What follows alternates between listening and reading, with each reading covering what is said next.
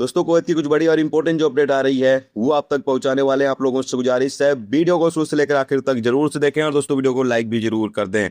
चलिए बढ़ते हैं अपडेट तरफ। पूरी क्या अपडेट आपको बताते हैं। सबसे पहली अपडेट दोस्तों यहाँ पर यह है कि कुवैत ने बार बार ईरानी हमलों की कड़ी निंदा की है।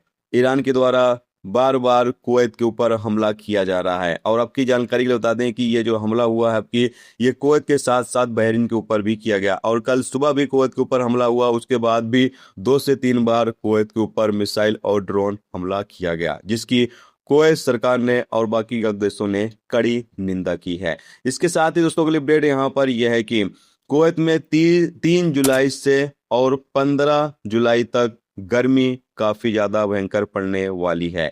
यहाँ पर बताया जा रहा है कि 3 जुलाई से इस गर्मी का आगाज शुरू होगा और 15 जुलाई तक भीषण गर्मी कुवैत के अंदर पड़ेगी। तमाम लोगों से ये यहाँ पर कहा गया है कि तमाम लोग सतर्क और सावधान रहें, धूप के दौरान बाहर ना निकलें। इसके साथ ही दोस्तों अगली अपडेट यहाँ पर यह है कि कुवैत गवर्नमेंट की तरफ से यहाँ पर कहा यह गया कि जो भी डिलीवरी बॉय अगर शराब के नशे में धुत डिलीवरी करते हुए पकड़ा जाएगा तो उसको कुवैत से बाहर निकाल दिया जाएगा।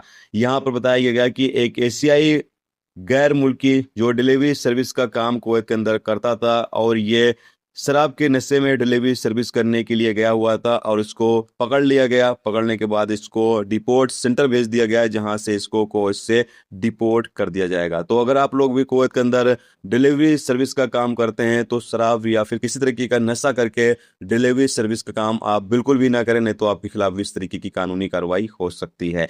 इसके साथ ही दोस्तों अगली अपडेट यहाँ पर यह है कि कुवैत के अंदर एक बांग्लादेशी को गिरफ्तार किया गया जो तकरीबन 24,000 KD का लोन लेकर फरार हो गया था।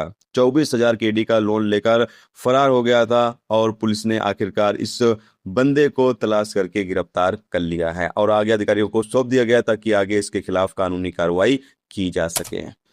इसके साथ ही दोस्तों अगली अपडेट यहाँ पर यह है कि 30 जून को जो टाइम दिया गया है कुवैत के अंदर जितने भी लोग मजरे में काम करते हैं, खेती बाड़ी काम करते हैं, बकरी चलाने काम करते हैं, मछली पकड़ने काम करते हैं, इस तरीके के जितने भी लोग काम करते हैं जिनको दूसरे सेक्टर में दूसरे कामों में अपना वीजा ट्रांसफर करने की परमिशन दी गई थी, वो 30 जून को समाप्त तो हो जाएगा। 30 जून के बाद ये टाइम आगे नहीं बढ़ाया जा रहा है। 30 जून के बाद ये जो टाइम दिया गया था ये समाप्त हो जाएगा। तो अभी भी एक दिन बचा हुआ है। जो भी गैर मुल्की इस सेक्टर में काम करते हैं, इस फील्ड में काम करते हैं, अगर वो अपना वीजा ट्रांसफर करना चाहते हैं किसी दूसरे सेक्टर में तो अभी भी वो ट्रांसफर कर सकते हैं। दोस्तों ये थी कुवैत की कुछ जरूरी अपडेट, जरूरी खबर जो आप तक पहुंचा दी गई। उम्मीद करता हूं ये वीडियो, ये जानकारी आपको अच्छी लगी। वो अच्छी लगी है तो प्लीज दोस्तों वीडियो को लाइक करके जरूर जाएं।